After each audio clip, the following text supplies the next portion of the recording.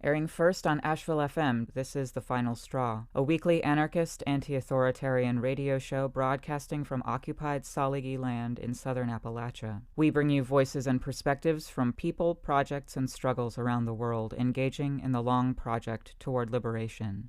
This week I had the pleasure to sit down with Sarah Lyons, who is an author, an activist, and a practicing witch, about her new book, Revolutionary Witchcraft, A Guide to Magical Activism, which came out in 2019 from Running Press. This was a great interview to have for me because this is a topic we haven't yet presented on this show, and we cover a wide range of topics, including our guest's personal history with witchcraft, what is meant by magic, witchcraft, and animism in an anti-fascist and anarchist context, how anti-racists and anti-imperialists could approach having a magical practice that doesn't fall into appropriation, and many, many more topics. We also discuss her new book at length, what led her to write this book, and what she hopes readers might get from it. But first, here is an announcement on behalf of Baltimore Free Store. Quote, Maroon Movement and a coalition of anti-capitalist organizers are looking for individuals and organizations that want to assist with a regular Baltimore free store that will offer no-cost food, gently used clothing, toiletries, books, housing items, and services such as sewing, haircuts, classes, and more. They are actively fundraising to purchase food, toiletries, rental space, transportation, serving items, storage, and other fees needed to launch and make Baltimore Free Store happen. They would appreciate any solidarity. Any amount helps to alleviate the real-life effects of anti-working class budget cuts and poverty that impacts the community. Together, the village will win. To donate items, volunteer, or for more information, email thebaltimorefreestore@gmail.com, and we will link in our show notes to a whole host of ways that people can see more information if they choose to do so. You can hear our interview with Sima Lee, who was one of the founders of the Maroon Movement, by going to our website and searching for her name, which is Sima Lee. Thank you so much for coming onto the show with me. I'm really excited to have this chat with you. I don't think we've ever had quite this kind of chat on the show before, which is really, really cool. Would you introduce yourself for listeners, name, pronouns, and whatever you'd like listeners to keep in mind while this interview is going? Sure. So, hi, my name is Sarah Lyons. My pronouns are she, her, hers. What things would I like people to keep in mind? I identify as a witch. I identify as a socialist, leftist, anarchist. Mm-hmm. I identify as white, cisgender, and a Leo sun, Scorpio moon, Sagittarius rising. Yeah. And an animist, I think, is also important, I guess, to put in there, but we can get into that later. Yeah, let's get into the animist later. Yeah. And that astrology will play well in Asheville, which is where we are right now. Yeah. So we are here you mentioned you were a witch. We are here to talk about your book, Revolutionary Witchcraft, A Guide to Magical Activism. Mm-hmm. Would you talk about the circumstances or positions in your life or generally that led you into the writing of this book? Sure. So, I've always been kind of involved in politics in a broad way. My parents were pretty political. My mom was a politician for most of my young life. So I kind of grew up in more traditional, democratic politics for a long time.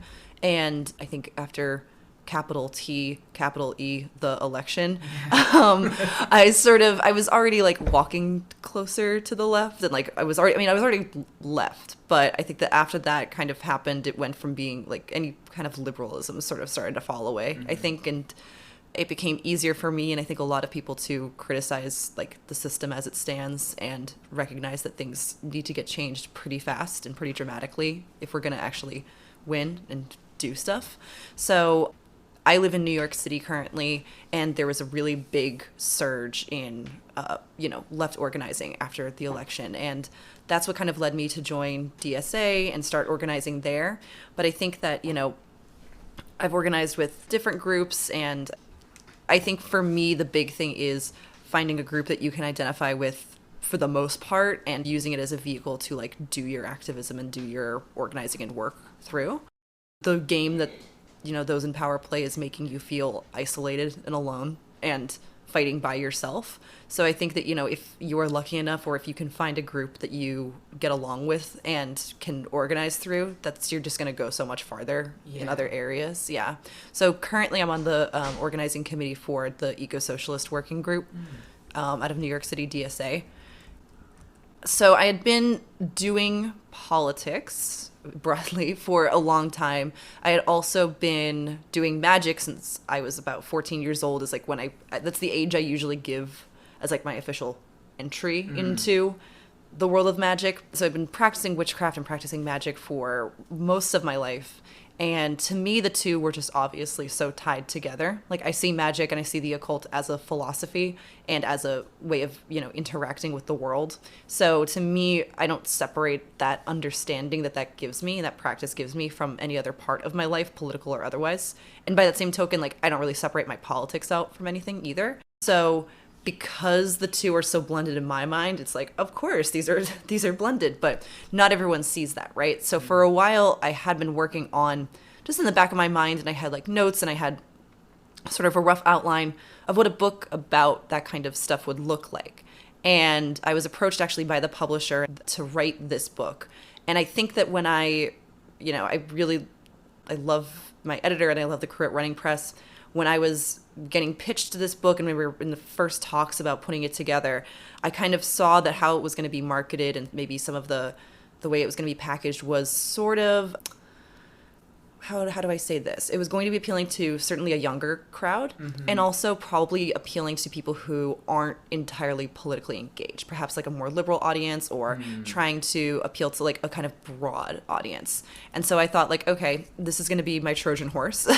If this is going to be on an Urban Outfitters shelf or something, it's not right now, but you know, if it's going to be in that kind of space, then I'm going to speak in like the nicest language I can. I'm going to be super upbeat. I'm going to be very easy to understand.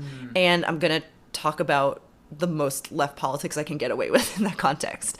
So I wanted, you know, if this is people's first witchcraft book, it's a good 101 book for you. If it's your first kind of political or activist oriented book, it's also a good 101 book for you. Yeah, it's, I think, a way to kind of blend the two. And going back to what I was saying, it was a way for me to say, like, okay, if this is a young person reading this and their parents see this for Christmas or something and are like, oh, this doesn't seem threatening, whatever, I'm going to put, like, the Zapatistas in there. And I'm going to put, you know, radical politics in there so that this kind of enters into people's consciousness more and widens that. Definitely. I was really impressed with, like, your writing style and Thank hearing you talk about that, because I found the book to be just like eminently accessible. Thank you. And like very clearly written, and also like funny, because there was a few passages where you're like, no, don't run away. I'm gonna like talk about Standing Rock now. Like don't run away. I'm gonna talk about like the spirit realm now or whatever. You know? I thought that was really great. Thank you. I've written for other publications and like online stuff before, and I feel like when I'm more like journalist, I try to be a little bit more, I don't know. I don't want to say higher language. That sounds so stupid. I guess, like, not quite speak how I actually speak, like not write how I actually speak. But with this book, I really tried to write like I was having a conversation with someone, and really try to think, if you're not being accessible, you're not really being radical. And for me, especially with this looking like a 101 book, I wanted it to be like really meet people where they're at, you know? Yeah, and I think it definitely like does that as like a one-on-one book for magical things and a one-on-one book for radical things. So since I like made a sort of like comment in the very, very beginning that we haven't really had much on the show like this before, so like regular listeners might not be used to it. If there's anybody who's skeptical about this topic, what would you say to them right now to like keep attention on Sure. their words? Sure. So the thing that's funny, and I maybe talk about this in the book, but something that's funny is that I noticed a real shift in how easy it was to talk to people about magic post 2016. Like, it is a noticeable shift. I remember pre 2016, if I was talking to coworkers or friends or people who I wasn't like open or out to about my practice, if I brought it up or if I was talking about magic, I always had to couch it, I thought, in very, educated language, quote unquote. I had to make it smart. I had to make it academic in a certain way and talk about it in terms of like quantum physics and history and anthropology and, things that sound smart to people, right? So that people don't look at me and immediately think I'm crazy, right? Talking about magic and witchcraft. And it was very difficult, I think, to talk to people about that kind of stuff before. And I didn't talk to people about it as much pre-2016 for a number of reasons. But post-election, it was almost like an overnight shift. Like, you talk to people about magic and like, okay, what's that? Well, it means that reality is a thing that you can with, that, what we think of as real is kind of a collection of belief systems and perceptions and power structures and power dynamics, and these all go into forming our reality, both physical and emotional and etc., and forming what is actually possible. And magic is a system to kind of hack that reality and understand it and also change it, and things can be changed through the power of belief. And I think once people kind of saw that happen before our eyes, it was like, oh, okay, I get that.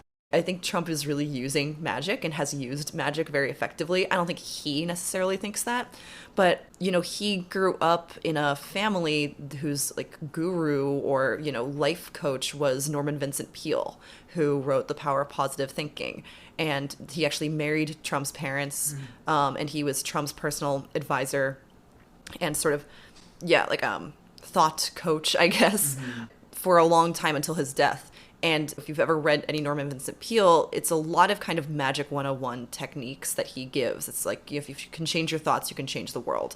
And always thinking positively and always seeing yourself going towards this goal of yours, whatever that is. And I think that Trump just sort of embodies a lot of that, but he obviously takes it in an evil direction. And I think if the right is going to be using this, if the right is going to be harnessing belief and is going to be harnessing power in this way, we also have to use it because we're right, right? I think we're just leaving that tech sitting there. And if we don't pick it up and use it, someone else is going to be using it. I think skepticism is good. We all need to be skeptical. And I think, there are grifters out there. So it's not bad to be skeptical of people that you hear talking about this stuff. But I think at the end of the day, magic works.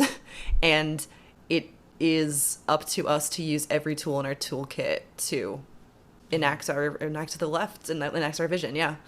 Yeah, I think I connected with a lot of what you said there, like reality as something we collectively agree on. And I remember you talking about money as like one clear example of that, as like something that literally you can't eat it, you can burn it, but like not for long. It doesn't really do anything, but we collectively agree that it has power, so it has a ton of power. And so I would love to hear you describe what you mean by like magic and by witchcraft for listeners who just aren't aware. Sure, yeah. So I'd say magic, I think the shortest definition is the kind of concise one is in part given by Aleister Crowley, who wrote that magic is the art and science of causing change in accordance with the will. And in his system, the will means something kind of different than how we think of the will. The will is sort of destiny in Thelema, but I think it does translate well to a more colloquial usage of the phrase the will, that, on a very basic level, like, I want to pick up this cup, and then it is my will to pick up this cup, and I do it. That's like on a very basic level a magical act. But then it's about extending that beyond, right? And causing change in your own life or in the life of others in accordance with the will alone. And there's many ways that you can do that. If you look at a system like chaos magic that sort of breaks it down into different paradigms that you can use, there's belief alone, there's spirit work, which is something I engage with a lot. There's, there's all sorts of techniques and spells and things that people have used throughout time to do this. But I think that on a very simple level, that is what magic is. I think beyond that, as an animist, I also see magic as a conversation that we have with the world, and that it's not a one-way street. We don't just go out into reality and have an effect on it. It also has an effect on us, and there's a feedback loop, and it's seeing ourselves as part of a conversation.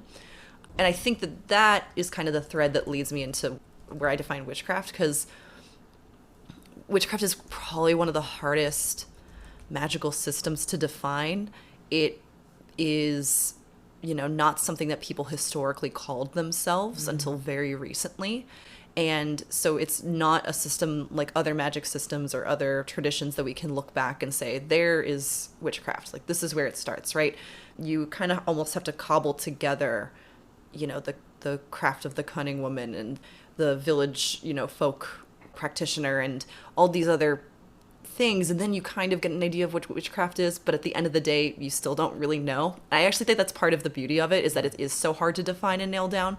But to me, witchcraft is magic and a magical practice that is tied to and arises from the landscape that one exists in, and is very much tied to the land one exists on.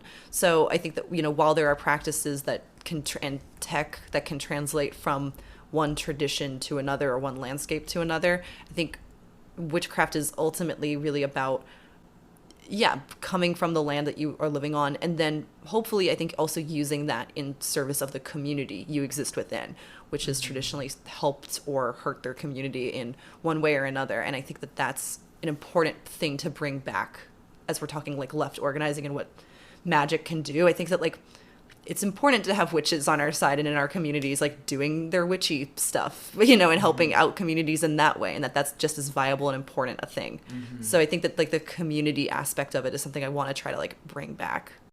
To me, animism is basically seeing the world as filled with spirits, that there's, God or the gods aren't some other thing that's far away in some different like cloud or other dimension or something that, sure, perhaps we could talk like a parallel dimension to ours, right? Like, to me, animism is like really seeing the world as filled with spirits that do have their own wills and are enacting their own wills. And it's not about, oh no, now that everything is alive, I can't touch anything, I can't do anything. It's about being able to exist with that. And again, having a conversation is, I think, the big way that embodies to me.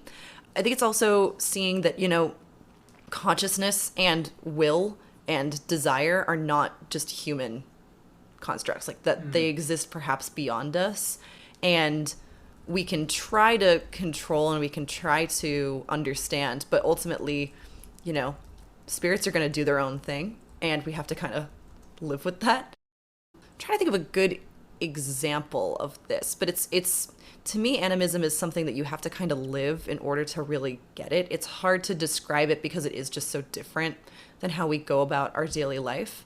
But I do talk to plants, and I in my own sort of practice and in my own sort of system, like if I'm using a tool for magic, I always try to like wake it up, right? Like if I get a new candle or something that I'm using, there's of course like a cleansing process that I'll do on it, but there's also a certain level of like talking to that candle and getting to know them a little bit better to see what they want to do in this art. And sometimes you'll pick something up or you'll use something and it's like, I don't want to be used for this purpose, and then you have to like go back to the drawing board, right? But to me, that's like just a little piece of what that looks like. And I think that witchcraft has traditionally kind of embodied a certain level of animism within it, and I think it's coming back. Yeah. It's 2020. We're all animists now. Absolutely.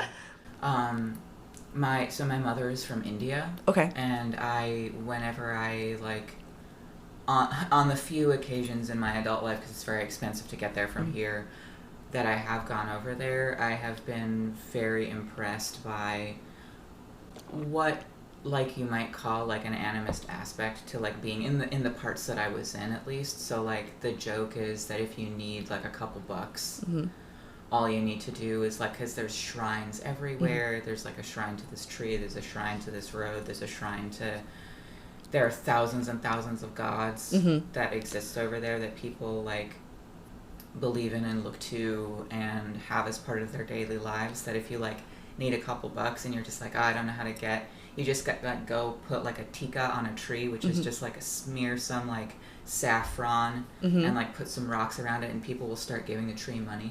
And you can just take it. It's just like oh my god, maybe not so cute. That's not where I thought that was going. That's hilarious. But yeah, like, people will leave money, people will leave food, people will leave like just all of these things and have an agreement with like the land and with each other and with like things that I, as somebody who is of there but not quite, like can't really understand.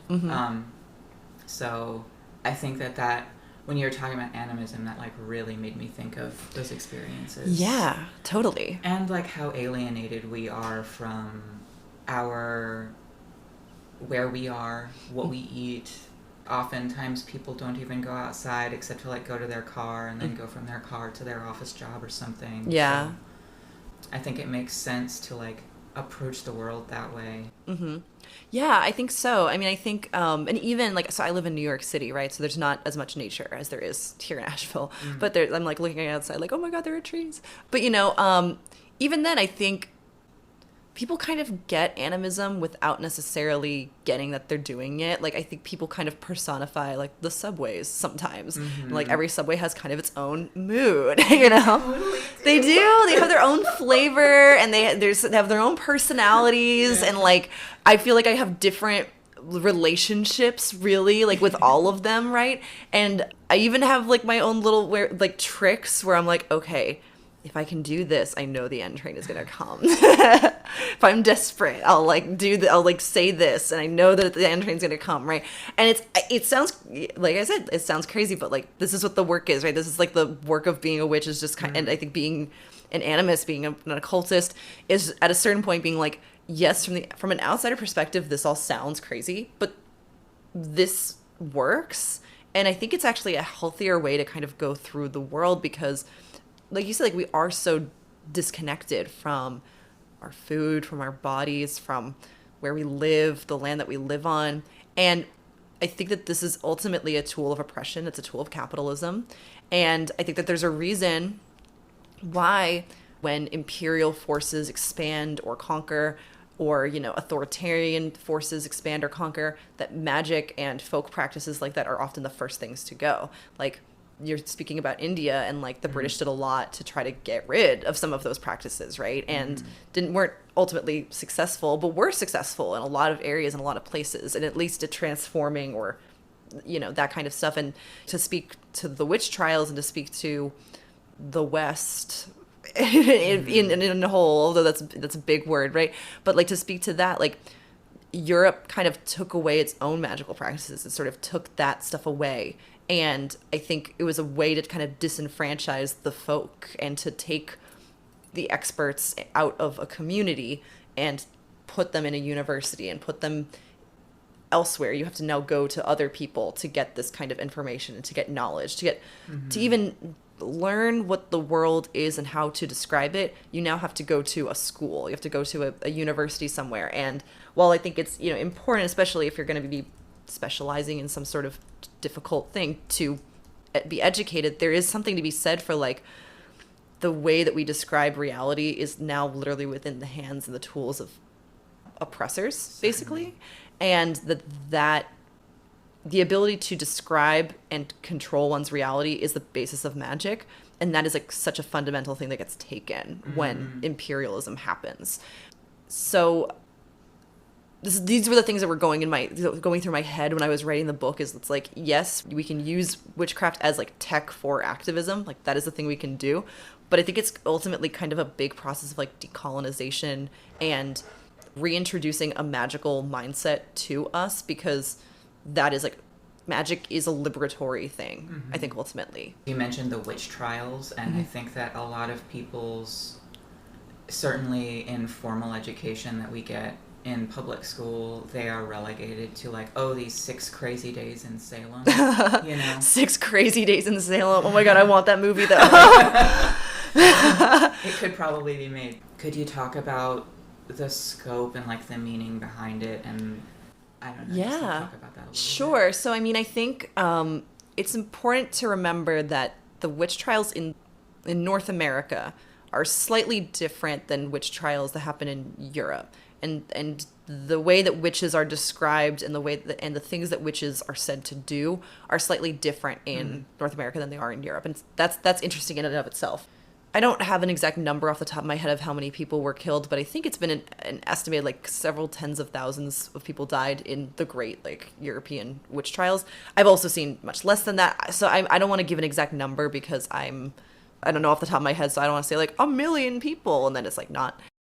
So witch trials and like the trying of witches is sort of an interesting and storied history across Europe, right? Because there were times that there would be spikes of it and that it would happen here and there, and you can look at the Catholic Church and see that they were doing stuff similar to this and stuff like this in the Middle Ages.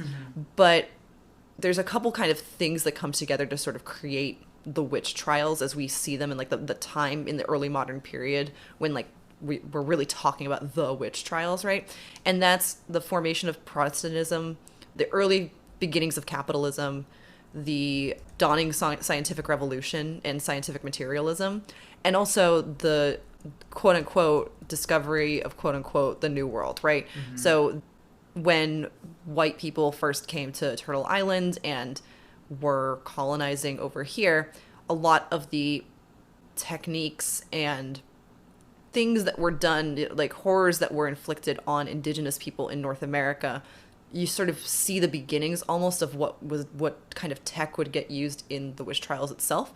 So by that I mean like accusations of devil worship, accusations of, eating children, accusations of fornicating with the devil, accusations of all sorts of horrible things and evil spells and that kind of stuff. And there's a way where this is colonizers misunderstanding practices that were going on. There's also a way that this is like just propaganda and lies.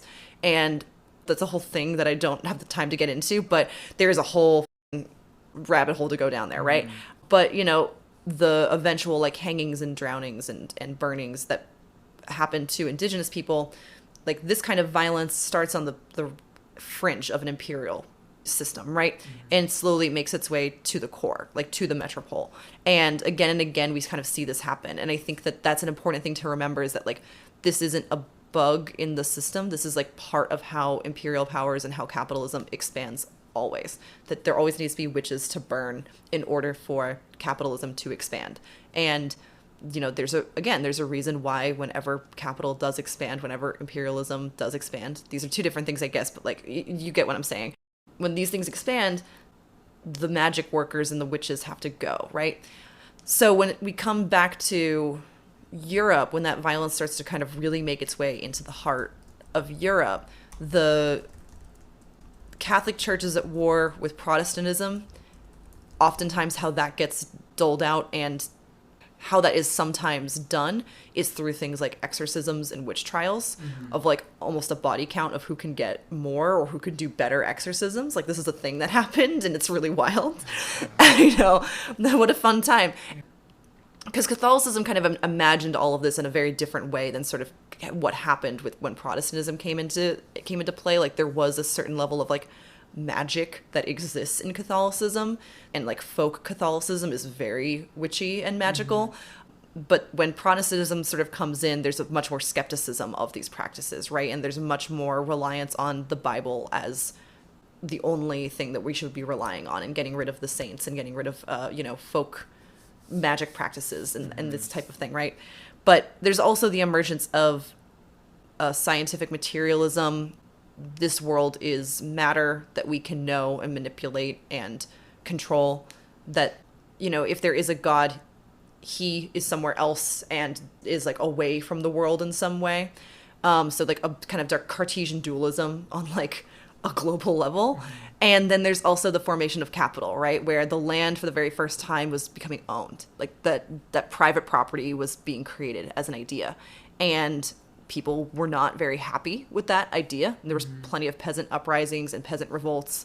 And, Sylvia Federici writes in Caliban and the Witch, which I think is a pretty inspirational book. But I think what she writes is that in order to kind of subdue the folk and sort of subdue the land, like all of this kind of stuff had to come together in sort of a cauldron, and that is where the witch trials sort of grew out of. So you can't just say like it's one thing or another, but I think the like blending of all of this at that time, that's what kind of gives us the great witch trials, right? And I think, to me, looking at the present, that is where I think witchcraft must ultimately be anti-capitalist, because we were one of the first things that were killed through capital, right? That's not to say that like we are still the most like victimized by that system. I think that that's a really important distinction to make. But something I write in the book is that witch is a political label. Like witch is political in the same way that felon, that terrorist, that illegal, undocumented, like that these are political terms because they're legal terms. Witch wasn't something somebody called themselves. Witch was something that you got called. And mostly you got called by the church or by the state, or a combination of the two. So witch to me is a political term, and that means that we're not, I don't suffer the oppression that somebody else faces. Me calling myself a witch does not put a target on my back the way that somebody calling themselves like a terrorist, or somebody being called a terrorist, rather, that puts like an actual target on your back. But I think it means that we have to stand in solidarity with people who are facing very similar forms of oppression that term came out of in the past. That was never a good thing to get called. And so that's part of why it's so difficult to find the witches in history, because you find people doing magic, and you find people doing cunning craft, and you find healers, and you find doctors, and you find all sorts, you find different people doing these crafts. You find mystics, you find saints. You find a lot of figures in history that you can point to and say, this feels witchy to me. But even if somebody is, has a bunch of spell books in their house, and they are a healer in their village, and you look at the checklist and you're like, yes, this person seems like a witch, they probably didn't call themselves that. So that's, I think, a really important thing to remember, is witch has become a very empowering term to a lot of people, and that's important and that's good, but this was never an empowering term in the past, and that's like, I think, so important to remember. This is the Final Straw radio show out of Asheville, North Carolina, and I'm your host, William. We are listening to our interview done with Sarah Lyons, who is a activist, author, and practicing witch, about her practice and how she uses witchcraft and magic in her own activisms. And now, as a brief musical break, we are going to hear some of the track by Feminazgul, who is an Asheville area queer artist, called The Rot in the Field is Holy, off of the upcoming full-length album No Dawn for Men, which is scheduled to be released this June.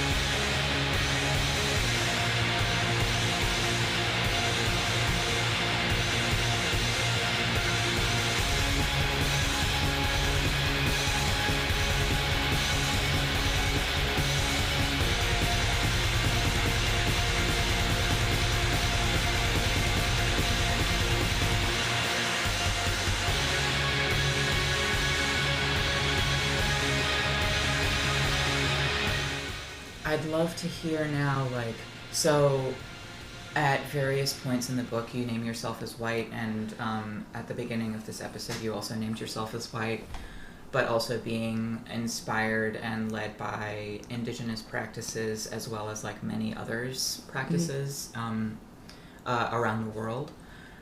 And I'm thinking specifically of passages where you describe your experiences at Standing Rock, doing solidarity work, and you're speaking about like holding the tension between inspiration and appropriation. Mm-hmm. Would you talk about this tension and how you approach your practice as a witch, particularly one who's white and lives on Turtle Island? Sure, yeah.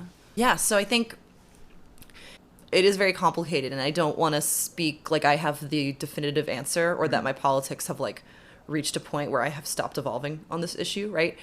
You know, people could contact me after this episode and like I could totally change, right? And be like, "Oh, wait, that's a good point." Right? So I don't want to speak with like a level of authority being like, I've got the answers. I've fixed cultural appropriation, right? Because I haven't. If only. If only. Yeah. We're going to fix it, guys. Listen up. Get out your pen and paper. But yeah, so I think for me, appropriation sort of comes when you as like an oppressor look at a practice that is traditionally been done by the oppressed and say, you know, this is me. I can profit off of this. I can like tweak it just enough where I can claim this as my own and make money off of it, right? Mm-hmm. And sort of do it without any sort of honoring of the people who are currently practicing or have practiced that in the past. So I have friends who are also white who are initiated into African diasporic religions, right? Who were initiated by like people of color and by initiates in that tradition, right? And I think that from what I've kind of learned from them and from what I've seen from, you know, witnessing their practices is that there is ancestry of blood, but there's also ancestry of spirit. Mm-hmm. And on the one hand, it's like the gods and the spirits have wills of their own, right? If you are chosen to walk a certain path, you have to follow that. And that is kind of like outside of our realm a little bit. But then I think you have to like come back and look at power dynamics and look at politics. And that is like where the political comes in and say, okay, I have been called to this practice or I've been called to this thing by a spirit traditionally of a country I'm not from, right? Or that I don't have roots from, I don't have ancestry from. I want to follow that because this seems important, but how do I do that in a way that is aware of the current state of politics and of power dynamics? I think that this is not about Standing Rock. I'm kind of going on a little bit of a tangent, but it's to come back to that. Built into like certainly several like African diasporic religions is the idea of like honoring the teachers who came before, right? And I think that I don't practice these things, so I don't want to speak to either my friends who do it or other people out there. But there is, I think, a way to kind of be like, that honoring can take the form of acknowledgement of the political and acknowledgement of systems of oppression that we exist under and acknowledgement of like the struggles that people who have traditionally practiced this are facing right now and helping those people, right?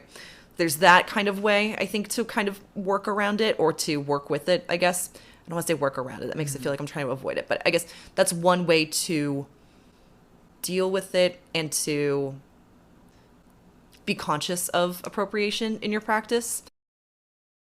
I think for me, when I was at Standing Rock, there was a couple times that I was asked to, or I was invited to participate in rituals that were going on. And the act of being there itself was seen as an act of prayer. It was seen as an act of prayer for this river. While I did participate in the rituals I was invited to participate in, I didn't come back and then write down everything that happened and then sell it and then say, you can go do this too, right? Because I'm not initiated into those traditions. I wasn't given those as a thing to go spread throughout the world and like proselytize. I was invited in as like a guest, right? As a person there. And I think that there's a huge distinction. And I think that that is where it becomes appropriative, literally, to say like, okay, I saw this somewhere. Now I'm going to take it. Now I'm going to sell it, right? For me, as a witch, again, going back in the conversation, the practice is very much based in the land. And the land that we're existing on right now is not white land. This has been for thousands and thousands of years. Most of the people who have lived on this land have not been white people, right? So I think acknowledging that in your practice, acknowledging that if you are practicing magic and if you are working with the land, acknowledging that the land, if you're doing that, especially on Turtle Island, acknowledging that the land you are on has known genocide is like a big thing. when I talk about inspiration versus appropriation in the book, I'm sort of talking about two things, right? I'm talking on the one hand about people co-opting other people's struggles politically. And, we're in an election year. That's a big topic we probably shouldn't even get into. But you see a lot of people talking and it's like, I'm sorry, I didn't sign up to be spoken for by you, right? And I think so there's on the one hand, like, representation rather than like appropriation of people's struggles, right? Which is a fine line to walk, but I think that that's kind of what I try to talk about in the book is like, I'm inspired by the struggles of Indigenous people because they've been fighting so hard for so long that it makes me get up in the morning and say, okay, if they can be fighting this hard and long, like I as a much more privileged person could do that too, right? And I should be standing with them, right? That's where I get like inspiration from. But I don't wake up and say, wow, they're so cool. I'm actually fighting the exact same fight. My struggle is exactly your struggle, right? I think that's the one distinction I'm trying to make. The other distinction is I can say, wow, I'm an animist. I'm trying to recreate or trying to further my own animistic practice. Here's people who are doing that. Here's what animism can look like in a way. I'm not going to go then do exactly that, but I can almost linguistically look back and say, okay, what would that look like if I did it my own way? What would that look like if I did it and was informed by my European background? What would that look like if I took that and was informed by the city that I live in and my own personal gnosis and practice, right? So that's, I think, where I'm coming from when I say inspiration, not appropriation. I hope that was helpful. I know that was a very long answer, but I want to make sure I'm very careful about how I answer it because I don't want to come across as like, just do what you want, right? No, it definitely did. And I think that like, I particularly wanted to hear your take on this because I think that, and we're going to talk about capitalism a little bit as it relates to, sort of witchcraft. But this is a very sort of riddled topic. Like you see, I could name a few formations, and I'm not really going to do that right now, but you can see formations who are, mostly white formations that, like, really draw on, like, indigenous imagery or like, a very shallow understanding of, like, African diasporic or African or indigenous, like, practices. So, yeah, I just wanted to, like, ask you and like see your take on it as like an anti-racist person yourself. How to approach that better. I mean, I think the big thing is like I don't practice an African diasporic tradition, so I don't want to act like I'm the expert on it. I just happen to know a lot of people who are part of those traditions, white and non-white. And I think that the thing that I have heard and I have learned from friends of mine who are part of several traditions, I don't want to make it sound like they're all the same, but like several different threads of that initiation and training is a part of it, right? Is a huge part of this. And you can't just wake up one day and go like, I'm going to practice Kimbanda today, right? And just like, that's what I'm going to do. Like, no, there's more work that has to be done. There's initiation, there's welcoming in, there's work that has to be done, right? And again, the spirits are kind of, they have wills of their own. And so if this is something that you're being called to, that's great.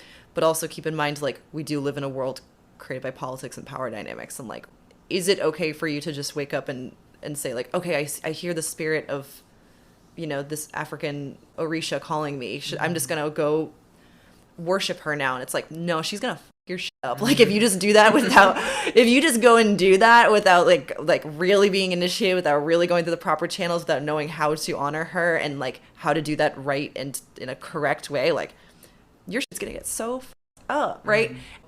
So that's my one answer to it too, is it's like, okay, you can try to appropriate this stuff, but they will come for you. I won't get too much into this, but I actually saw this happen one time where there was a white woman who owned a store, or not, sorry, she didn't own a store. There was a white woman who was working at a store in New York, and she had she was setting up an altar to Oshun in the store, and people other people who worked there were like, oh, okay, like, are you initiated into, her tradition, blah, blah, blah. And she was like, no, but like, I work with her. We get along. It's great. And the next day, there was a huge break in the water pipes and the whole altar got flooded. And this whole part of the store got flooded. And it's like, yeah, that's what happens, right? Yeah. So there's a way that I can answer this as like a human of how to do and not do this stuff. But like, I also trust that the gods and the spirits will f up your shit if you're doing it wrong. Right. And I'll leave it to them. I think the big thing to me is really, I do get upset and mad when I see individuals doing it, and I think it's like embarrassing and damaging. I think what I get really upset about is when I see it done by like large corporations and businesses. I think that is like even more dangerous because there's like a whole team of lawyers and money behind them, right? It's not just like a person at a rave that you're like, that's super annoying and bad.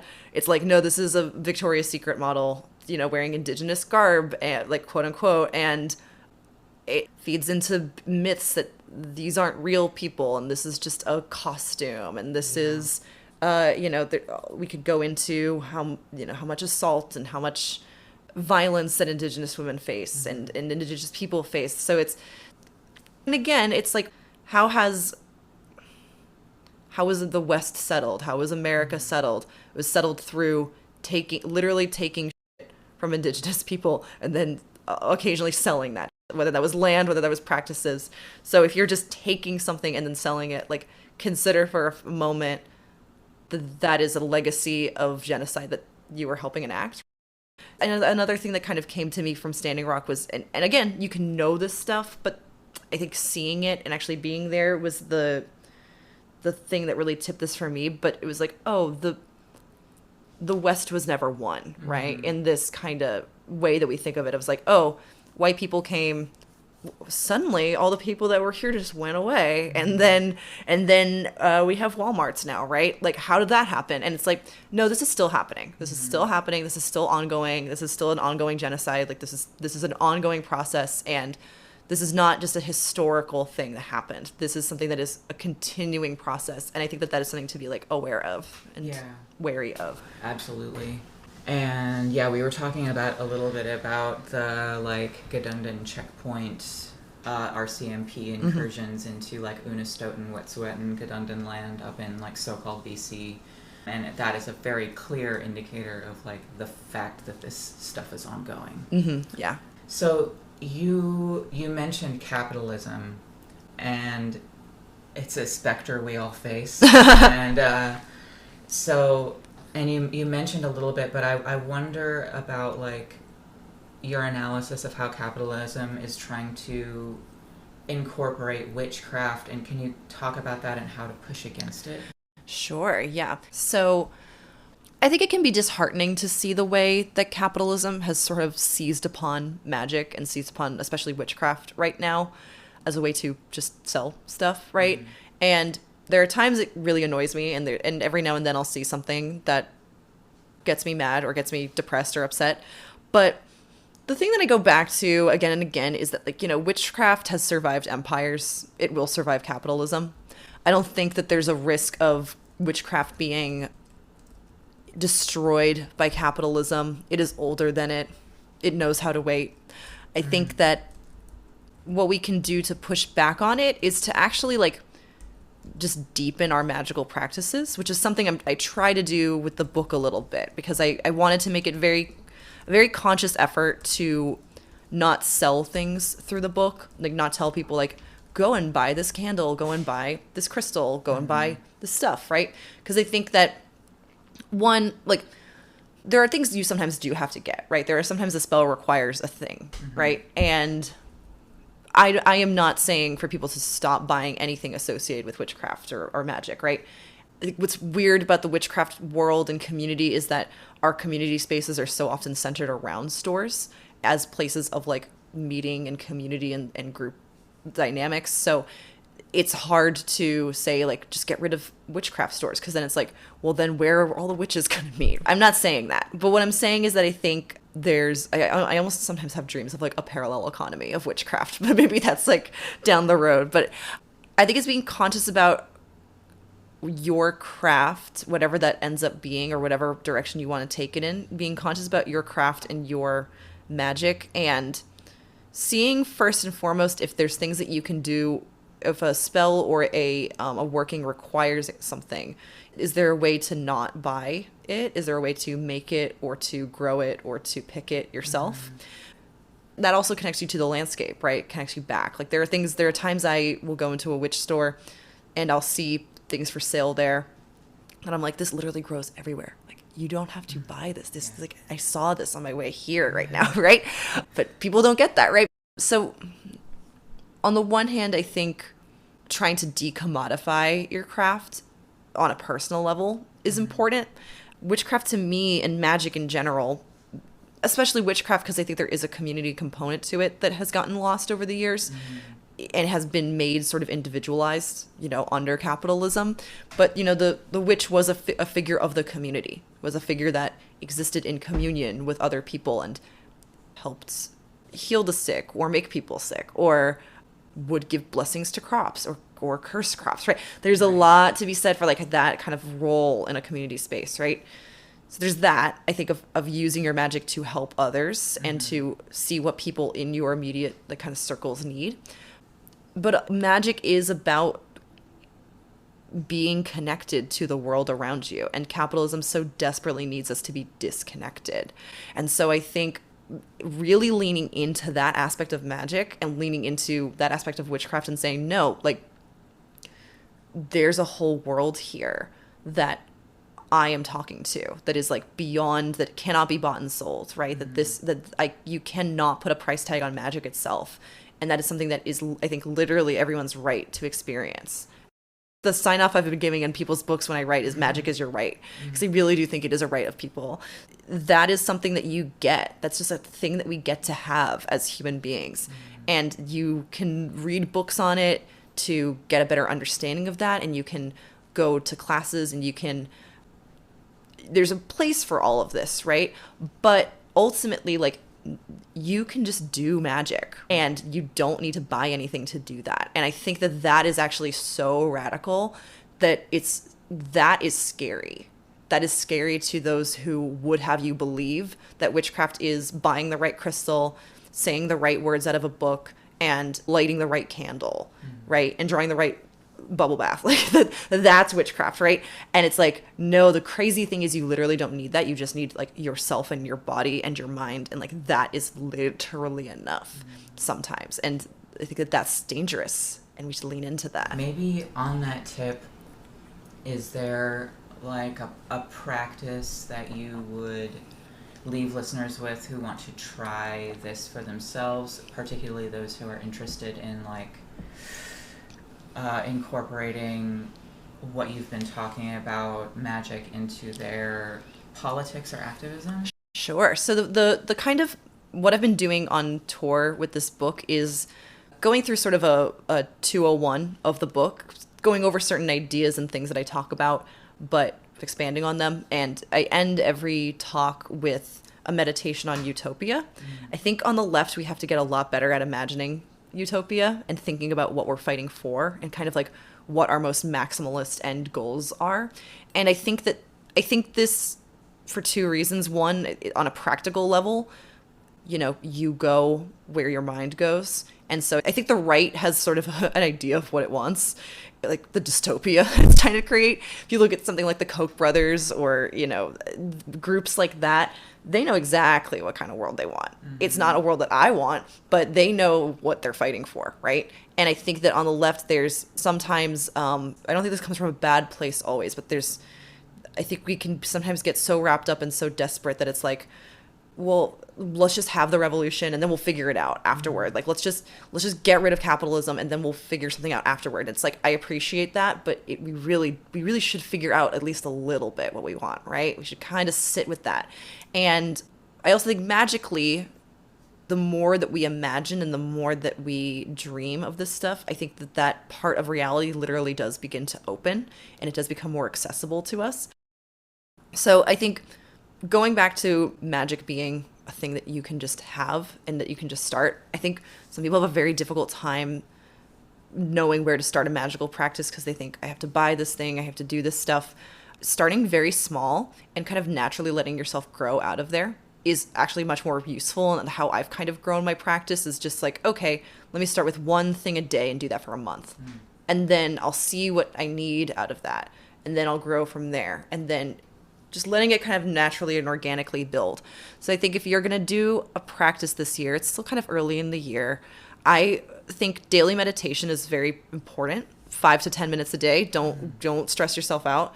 And I think take like literally 5 or 10 minutes of the day and imagine yourself waking up in your bed. It doesn't have to be necessarily your actual bed. It could be somewhere else. But imagine yourself waking up in your utopia and getting up and walking around and seeing the things that you see out and about. And like kind of use that as a magical landscape and a meditative landscape to exist in. And see where that takes you and write down what you see and see how that makes you feel. And then bring that energy and that feeling to your organizing. Because I think that is where we start to really get into some good galaxy brain territory. That's where the magic really starts to happen and the consciousness starts to get expanded, right? To get real stoner with it. I really think that we all have to get better at imagining utopia in a really big, beautiful way. So take 5 to 10 minutes a day and just imagine yourself walking around your utopia and see what happens. See how that transforms your organizing. That's awesome. I love that. Thank you. Sort of in closing, how can people learn more about the topics that we've been discussing? Are there any like further resources you'd recommend? And how can they learn more about you and your work, and how can people contact you if they would like? If you want to give that information. Yeah, sure. So, I mean, I have a website, sarahlyons.org. My Instagram is @citymystic, and I'm on Twitter technically, but I'm not really there as much as I am on Instagram. So if you want to give me a follow, Instagram's probably better, but on Twitter, I'm @_Sarah_Lyons_. There's so many books I could recommend. Like I could sit here all day and just tell you like which books to read. And which books to read. But I think, go outside and, a friend of mine said, like, literally just put your hands in the dirt and you're going to learn more about witchcraft and about magic than you're going to learn from any book. So just to echo my friend Vanessa, like, yeah, just put your hands in the dirt and see what you find. And those are my links and recommendations. The book is Revolutionary Witchcraft too. Yeah, the bad guys are using magic. It's time that we start doing it too. And let's win. I love that. Thanks. Thank you so much. Thank you. This was wonderful. Thank you for listening to our interview with Sarah Lyons. You can go to sarahlyons.org to see more information by and about our guest, plus upcoming projects. You can also follow her on Instagram @citymystic and on Twitter @